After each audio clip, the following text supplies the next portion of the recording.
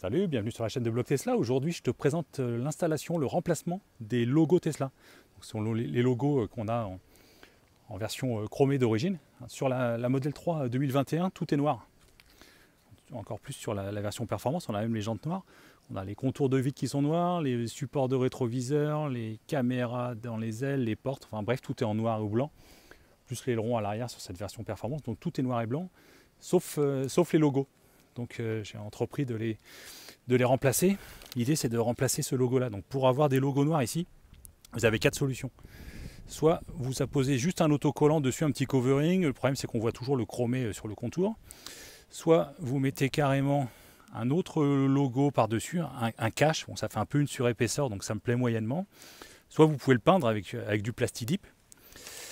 Soit vous le remplacez tout simplement. Donc c'est la solution que j'ai choisie. Donc voilà ce que j'ai acheté. C'est un logo en métal avec un double face à l'arrière qui va venir remplacer celui d'origine. Donc il y en a un pour l'avant, le logo est complètement plat. Et il y en a un autre pour l'arrière, il ressemble beaucoup, mais il est un peu incurvé. Donc si jamais vous achetez le lot avec les deux, ne vous trompez pas. Donc pour remplacer ce logo, vous avez besoin évidemment d'un logo. Je vous conseille un peu de fil de nylon, donc celui-là est un peu fin. Il en faudra un peu plus épais. L'idée c'est de le passer derrière le logo, faire le tour et tirer doucement pour couper le double face qui est en dessous. Il vous faudra également un scotch, type scotch d'électricien, tout simplement pour faire des repères, pour reposer le nouveau logo au bon endroit. Et enfin pour enlever la colle, alors il doit y avoir d'autres produits qui marchent, mais je sais qu'avec celui-ci, Essence F, ça n'abîme pas la carrosserie apparemment et ça fonctionne bien. Donc je commence par la suppression du logo.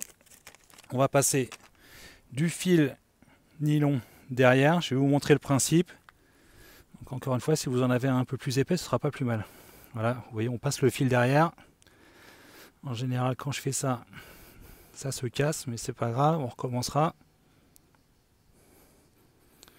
Allez, je vous montre juste sur la petite barre.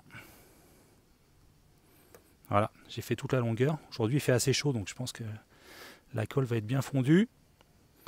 Et ça a complètement coupé le double face, donc j'ai pu enlever déjà la première partie du logo. J'allais oublier un truc. Avant d'enlever complètement votre logo d'origine, il faut faire des repères. Donc les repères, soit vous faites un V avec du scotch là, mais quand on passe après l'essence F, ça a tendance à l'abîmer. Soit moi j'ai utilisé le support des logos. Voilà, j'ai simplement scotché.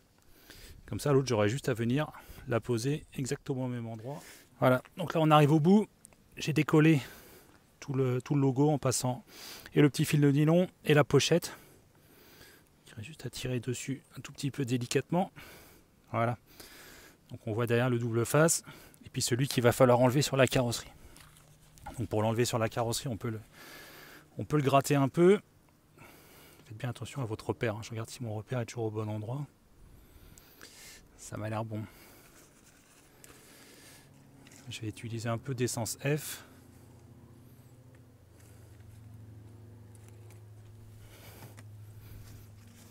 Ça facilite grandement les choses.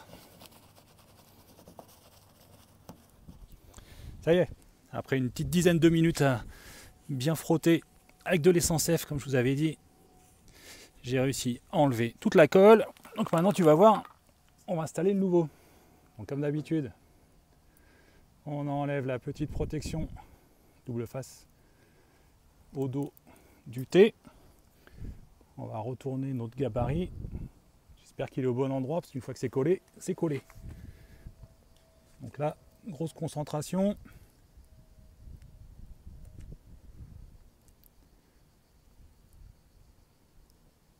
Je pense que c'est pas mal. Juste le tapoter comme ça, on va pas le coller à fond pour l'instant. J'enlève le tour. Je vais prendre un peu de recul, voir ce que ça donne. Écoute, ça m'a l'air très bien. Je pense que c'est bien centré. À mon avis, c'est bon. Donc on va installer la deuxième barre du T avec la même méthode. Je remets mon gabarit. On enlève la protection.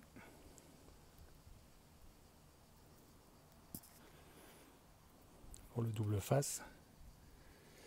Je vais venir glisser la barre là-dedans.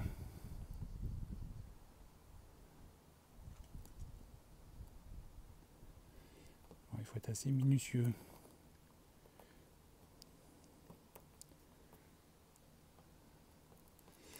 Ça m'a l'air bien.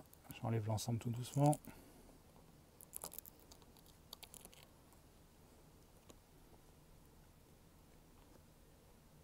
Je trouve que c'est bien positionné.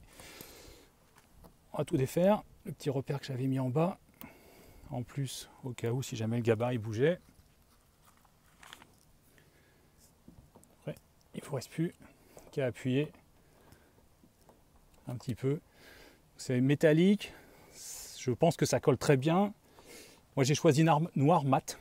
Ils existent en chromé, comme ceux d'origine. Ils existent en rouge, peut-être d'autres couleurs, je ne sais pas. Ceux-là viennent de chez Green Drive. Je vous mets les liens, comme d'habitude, en bas dans les descriptions de la vidéo et dans les commentaires. Allez, voilà le résultat. Donc avec le logo noir mat métallique. Franchement, je trouve ça top. C'est un peu plus sportif. En tout cas, c'est cohérent avec le reste de la voiture qui a tous les éléments en noir. Donc j'ai fait exactement la même chose à l'arrière. Vous pouvez trouver les deux logos. Bon, bah, j'espère que ça vous plaît. Donnez-nous votre avis dans les commentaires. Dites-nous si vous envisagez de faire ce genre de modification. Et puis à bientôt pour d'autres vidéos. Salut!